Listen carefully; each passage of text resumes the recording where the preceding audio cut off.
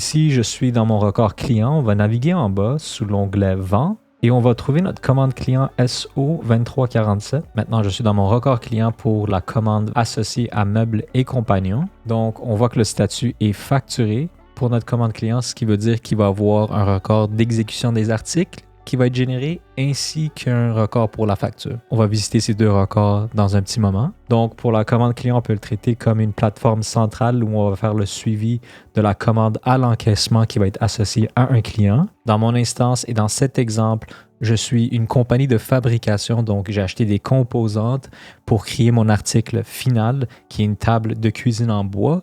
Et maintenant, on est à l'étape où on va faire la vente de ces tables de cuisine. J'ai gardé des informations qui sont pertinentes à moi durant la commande, donc j'aimerais toujours voir c'est combien que j'ai en stock de disponibles, réservés, prélevés, ainsi de suite. Par contre, quand vous créez une commande, vous allez devoir indiquer la quantité que vous allez vendre à votre client et le taux. Par la suite, le montant va être calculé automatiquement. Donc, le système a calculé le taux de 350 fois la quantité de 50, ce qui nous donne un montant total de 17 500. Et on voit que la mise à jour s'est fait automatiquement dans le sommaire. Et maintenant, on va sauter à la prochaine étape naturelle. Quand une commande client est générée, il va devoir avoir une exécution des articles. On va naviguer dans Enregistrement connexe.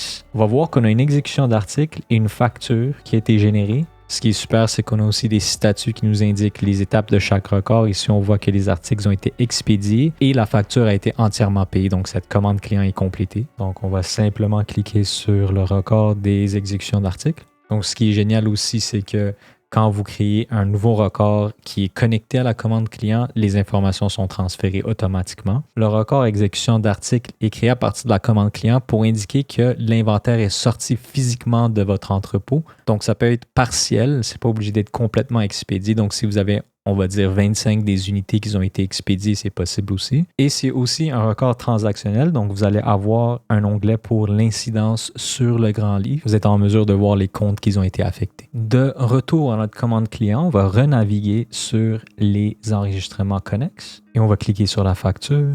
À cette étape-là, c'est la demande de paiement envoyée au client. Elle officialise la vente et à ce point-là, il va y avoir une reconnaissance du revenu. Encore, les informations sont transférées automatiquement. Donc, si on descend en bas, on va voir que les articles, les niveaux de prix, le taux, le montant, tout ça a été transféré par le record de la commande client. Et en naviguant sur l'incidence sur le grand livre, on va voir les comptes qui ont été touchés. Et logiquement, si on navigue dans Enregistrement connexe, on devrait voir un record paiement si le cycle a été complété. Donc, on va naviguer sur notre record paiement ici.